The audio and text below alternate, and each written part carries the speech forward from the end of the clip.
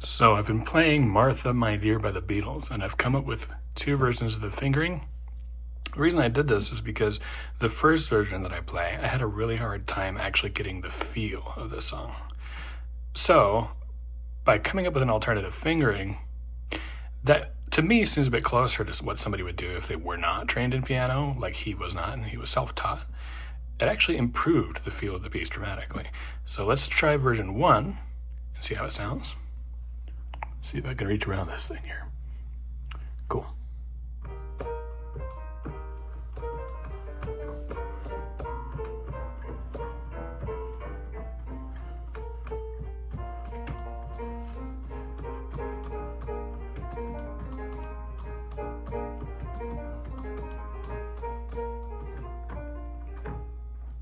Cool. So as you can see in the left hand,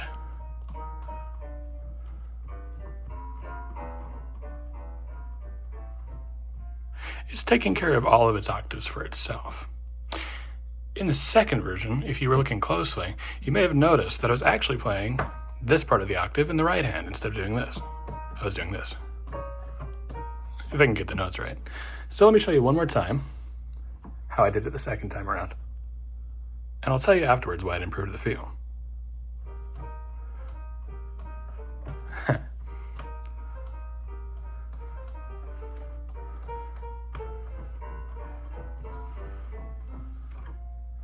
So, I'm having a much easier time hearing, but also feeling in my hand the specific articulation of the syncopation.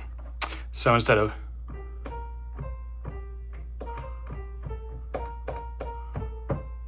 trusting my right hand to do that at the same time as this,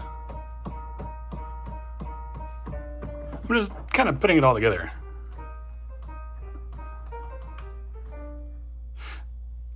It sounds better to me. Also, at the end there,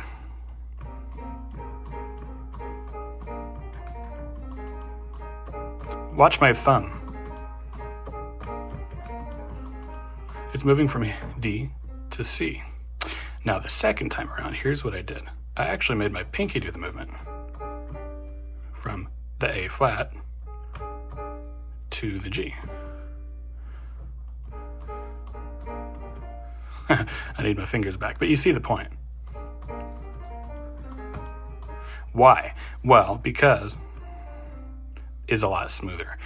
And that's kind of how it sounded to me on the record. Instead of a broken, because I kind of have to jump with my thumb. And there's already a space here, just dictated by the rhythm. Let's throw it one more time. Here is dictated by the rhythm.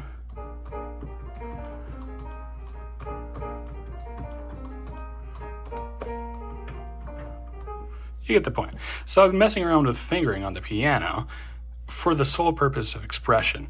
This is something that I knew a lot about actually on mandolin, guitar, bass, things like that. Because if you choose different fingerings and play the same note on different strings, which you can't really do on the piano, if you experiment with fingering on the guitar, you can hold some notes longer and cut them off shorter. And I thought, okay, if my articulation on the keyboard is suffering, what if I just use a different fingering? Well, turns out, at least in my brain, that there's a difference.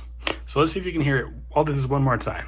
And I'm going to try. I really am going to try to play it the way it sounds in my head with both fingerings. But we'll see if we can find a difference.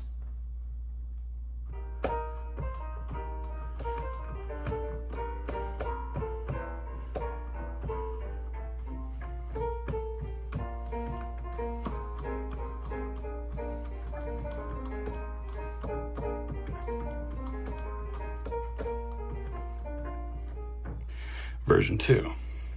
I've only just figured it out, so give me a second. All right, cool.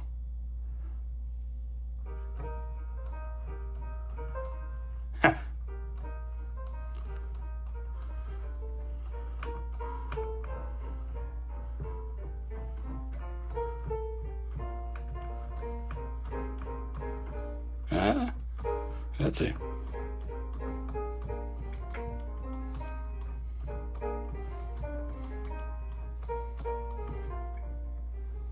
So have fun exploring with fingering patterns on your keyboard.